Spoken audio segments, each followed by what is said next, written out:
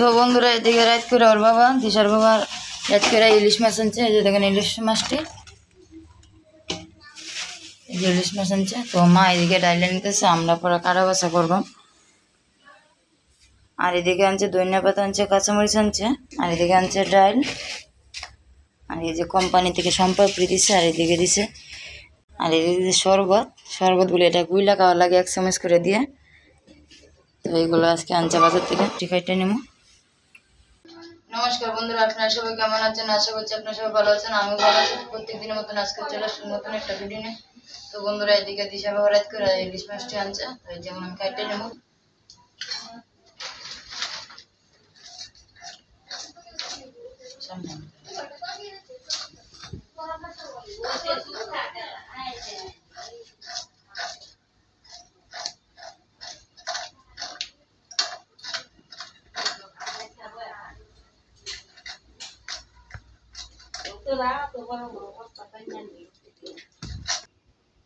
তো মাথাটা আমি এভাবে কেটে নিতেছি, রূপকাঠি বার করে নেবো।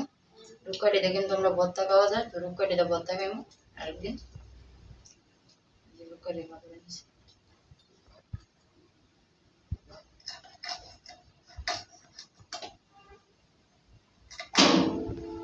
ছোট ছোট ইলিশ মাছ তো এটা আর বেশি বড় ছোট করলাম না, তো এই যেভাবে রান্না রাখলাম।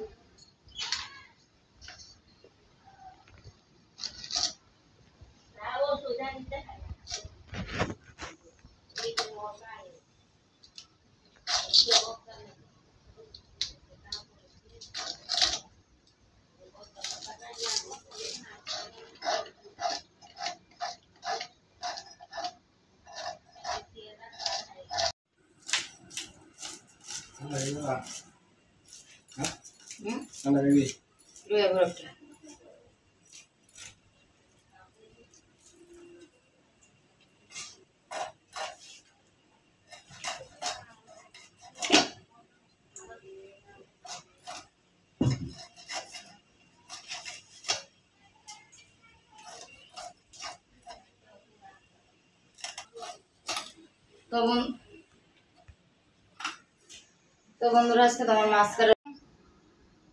তো বন্ধুরা এই যে এদিকে মাছটি ধুয়ে নিছি, আর এই যে এদিকে মাথাটি রেখে দিছি। তো মাছটি এখন রাত্রিবেলা রান্না করে নেবো, রান্না দিতে হইতেছে আনছে যেমন রাত্রি, তাহলে রাত্রে রান্না করে না, তো রাত্রে রান্না করবো, কালকে সকালে রান্না করতাম না। তো তার জন্য আজকে আপনাদেরকে রান্না দেখাবো।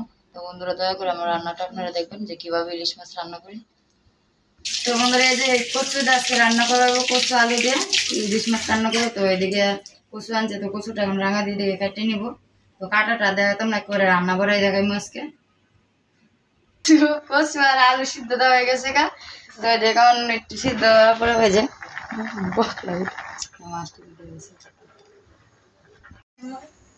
তো বন্ধুরা লেঙ্গুটি আমি বাজিয়ে নিবো, তো লেঙ্গুটি একটু বাজার জন্য এদিকে একটু কেটে কেটে দিব।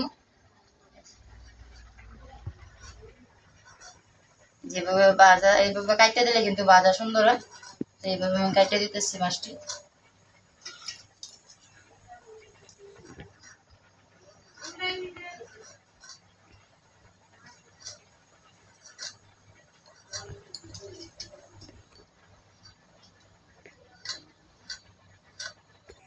এদিকে আমার কচুটি সিদ্ধ হয়ে গেছে, এখন আমি নামাই নিতেছি। তো বন্ধুরা আমি কড়াইটা করে দইটা বসাই দিচ্ছি, এখন তেলটা দিয়ে নিতেছি। তো এদিকে আমি আগে লেঙ্গুরটি ভাজা নিব, তো একটু লবণ দিয়ে নিতেছি, আর দিয়ে নিতেছি হলুদ,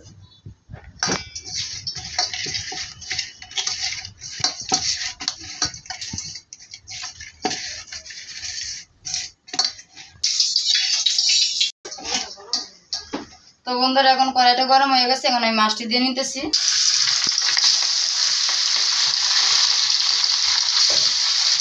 আগে একটা ভাজা নিব। তো বন্ধুরা এদিকে মাছটি আমি ভালো করে ভাজা নিতেছি, এই যে মাছটা।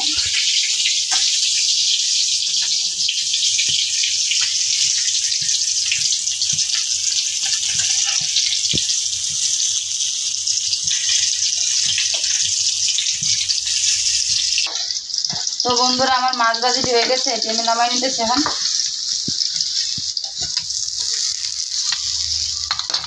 তো আর এই মাছটি দিয়ে নেব।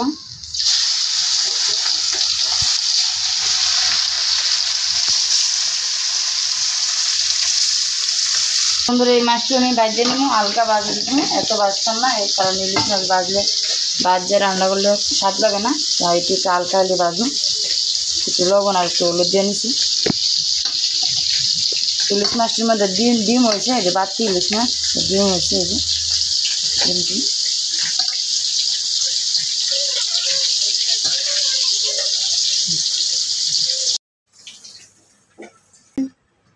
তো বন্ধুরা আমার এই লেবুটি ভাজা হয়ে গেছে, এখন আমি মাছটি দিয়ে নিতেছি। যদি হালকা ভাজবো, সবজি মাছটা একসাথে দিয়ে নেব।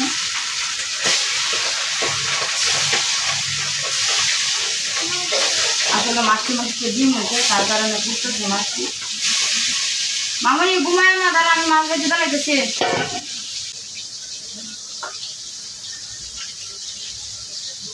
আর এদিকে আমি মশলাটা রেখে দিচ্ছি, হলুদ আর জিরা বাটা দিচ্ছি, আর মরিচের গুঁড়ো দিচ্ছি, আর লবণ দিচ্ছি। এদিকে মশলাটা রেখে দিচ্ছি, আর এদিকে কচু দিচ্ছি, জোর করে আগিয়ে রেখে দিচ্ছি সব দিয়ে।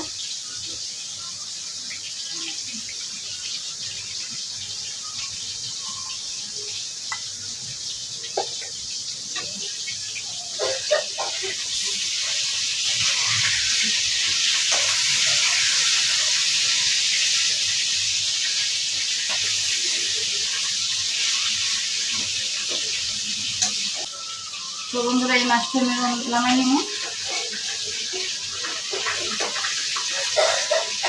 দুটো উল্লান দিচ্ছি, বেশি উল্লান দেয় না, বেশি বাগানে দিচ্ছে না।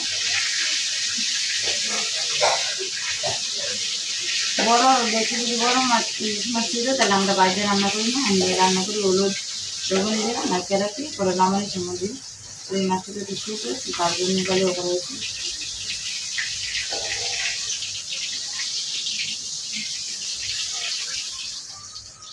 তো বন্ধুরা কড়াইতে এখন আমি জিরাটি দিয়ে নেব, অল্প কয়েকটা জিরা দিলাম।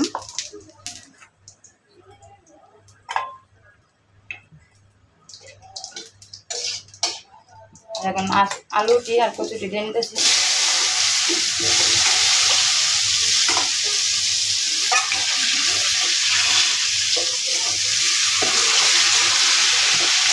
তো এটা এখন আমি ভালোটিকে ভাজতে নেব।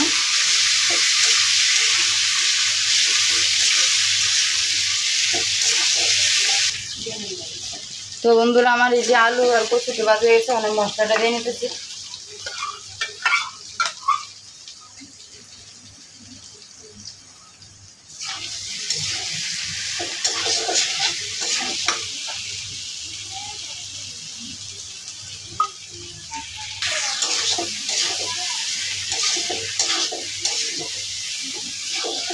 তো বন্ধুরা এখন জলটা দিয়ে নিব। তো আমি ভালোটিকে আলু আর কষাই নিই কচুটা।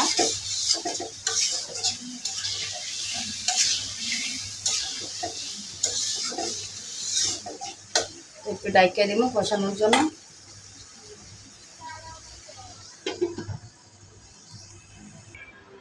তো এদিকে মা আর আমরা মা এদিকে টিভি দেখতেছে, বৈশা রাত করে অন্ধকারে। এদিকে দুজনে টিভি দেখতেছে।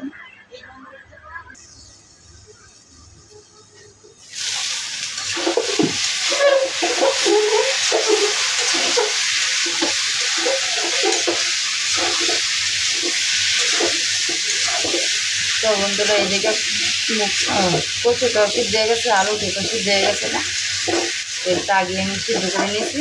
তখন জলটা দিয়ে নিব, কষানো হয়ে গেছে আমার।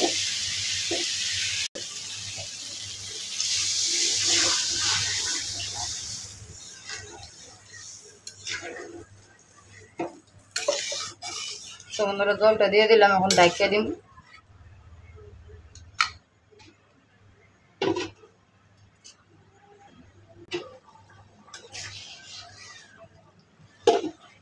তো বন্ধুরা এখন আমি মাছটা দিয়ে নেব।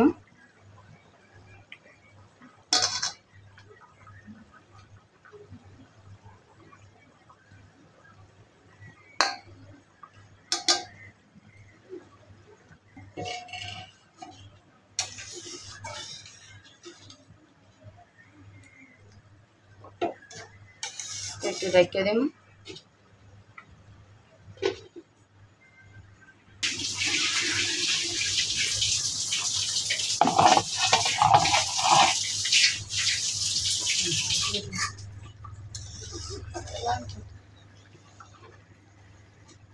তো বন্ধুরা আমার তরকারিটা হয়ে গেছে, এখন আমি এটা লামাই নিব। তো বন্ধুরা এদিকে তরকারিটা লামাই নিচ্ছি, কেমন হচ্ছে অবশ্যই বলবেন। তো বন্ধুরা এইদিকে মা আর আমরা মা বসে পড়ছে খাওয়ার লেগে। তো এদিকে মা আর আমরা মারা দিয়েছি। আসলে আমরা মা তো উপরে বয়ে খাইতে পারে না, তো মারে নিচে দিছি, মা নিচে বসে খাইতেছে আর এদিকে মাছ ভাত বসে। তো দুইজন একসাথে খাই নিতেছে, কারণ অনেক দিন পরে সবাই একসাথে মা আর আমরা মা বসে একসাথে। কারণ আমার মা তো আওয়া পড়ে না, সবসময় আওয়া পড়ে না। এই যে বছরে আওয়া পড়ে নেই। আমার মেয়ে হয়েছিল, পরে আইছিল, আর আওয়া হয় না। তো আমাদের বাসা তো অনেক দূরে, তো অনেক দূর থেকে আওয়া হয় না। তো কালকে আইসে ডাক্তার দেখাইবার।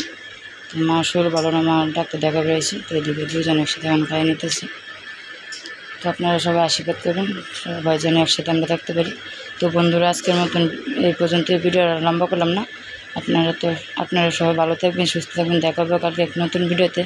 আর দয়া করে আমার চ্যানেলটা আপনারা সাবস্ক্রাইব করবেন, আমার পাশেই থাকবেন।